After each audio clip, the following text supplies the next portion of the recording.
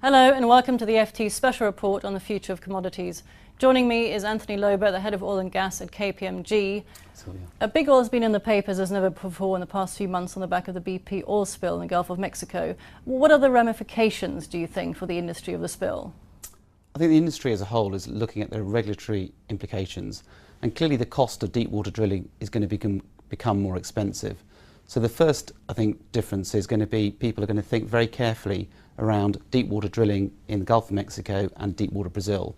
And those areas are going to favour people with big balance sheets and the ability to have or pay for the liabilities that may occur for deep water drilling. Right. Do you think, just on the back of that big oil is a busted model? Yes, you need to be big in order to pay for these sorts of risks. But on the stock market, the majors haven't performed that well. Total shareholder returns aren't very high. Production growth hasn't been very good over the past 5 years. Is big oil a busted model?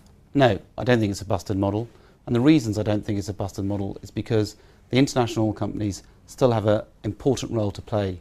They will have to look for new ways for making money, and it'll be around technological advances like the Exxon XTO deal in Canada, where they'll look at the ability to take shale gas and different technologies for to drive their revenues forward.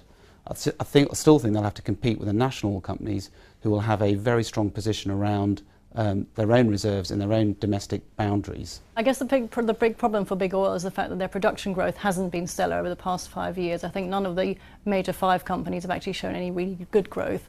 Is that the problem? I mean, they need to go to deeper and deeper areas like the deep waters of the Gulf of Mexico in order to get their oil. They're more expensive, they're more costly, the risks are higher. I think that's certainly true, but I think the undertone to that is what's happening in the industry. So national oil companies are looking at taking a bigger control of their own reserves. You've got resource nationalism happening, and in certain key geographic areas like Africa and Iraq, there's a degree of political instability which makes it difficult for independent oil companies to operate in. Also, the nature of the contracts that independent oil companies are being offered has changed.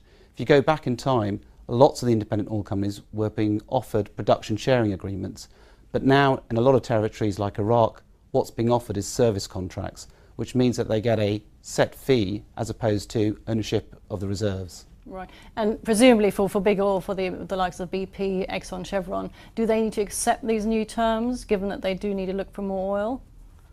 I think clearly if you look at Iraq as an example, they've clearly accepted them because the size of the prize is so great. So all of the majors are looking to get into there. But I think in certain territories, like Africa, where the independent oil brings technological skills, which is what's at their forefront, plus project management skills, then I think they're looking for production sharing agreements where they have ownership of those reserves. So I think you have to look at it on a territory by territory basis. Well, what about, just to go back to BP again, and the performance of the majors on the stock market. Some of the investors in BP and also more generally have argued that BP should split itself into 2 types of stocks, an upstream stock, so exploration, and a downstream stock, refining and marketing. Is that viable at all? I mean, what are the sort of pros and cons of doing that? I think if you look at the industry as a whole, particularly around the independents, most of them are embarking on a strategy around selling some of their non-profitable downstream businesses, which are basically in Western Europe, and we're seeing that as a trend. So in terms of splitting themselves up, I'm not sure I'd go that far, but I think independent oil companies are clearly reacting to where do they get the best return on their capital, and that's clearly in the upstream sector, and they're looking to divest the less profitable, higher capital downstream pieces. So I think we're seeing the industry react to that already. Right. Should the majors be spending more on exploration then? Have they been spending enough? I think the key issue for the independents is what's the long-term price of oil. And if you go back over the last 18 months, there's been a huge volatility and a degree of uncertainty of where that price is. Independents have had a number of strains on their balance sheet. They've had the ability to pay dividends, they've had the large capital projects, and that's meant that they have to place their bets in certain places. So I think it's changed the way that they've invested in oil exploration. They've had to look at where's the best return for their investment. So that's the trend that I think I'm seeing. Right, and presumably some of the areas that they're investing in, I mean, Shell's got a big tar sands exploration project going on in Canada. They require quite a high oil price, don't they, to be profitable, those sorts of projects? I think a lot of the technologically advanced reserves need a higher oil price, and I think a lot of the commentators look at a price between $60 and $80. So if you go back over the last 18 months when the oil price was closer to $40 to $50, then there was a degree of uncertainty of whether to invest in those large capex projects. So now as we're seeing the oil price rise and sit within that range, a lot of the independent oil companies are reinvesting again in some of these alternative projects. Right. And what about actual sort of partnerships or more in partnerships between the oil majors and the national oil companies? Will we see more of that? I personally think we'll see a lot more of that. I think we've seen that with Shell and PetroChina in Australia. I think we'll continue to see the national oil companies team up with the independents where they have the technological skills and have been in certain countries for a long period of time and therefore understand both the political risk and know how to operate. So I think that's a trend that we'll only see continue.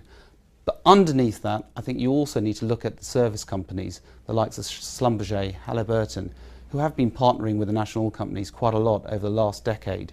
And I think that's a trend that will continue to see over the next 5 or 6 years. Well, what about alternative forms of energy? I mean, renewables, green energy, nuclear, is that a possibility for any of the oil majors, or is that really out of the question?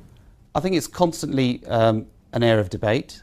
I think one of the areas that I see as a key driver or a key issue as an alternative energy is around the nuclear debate, particularly in the UK and in Europe.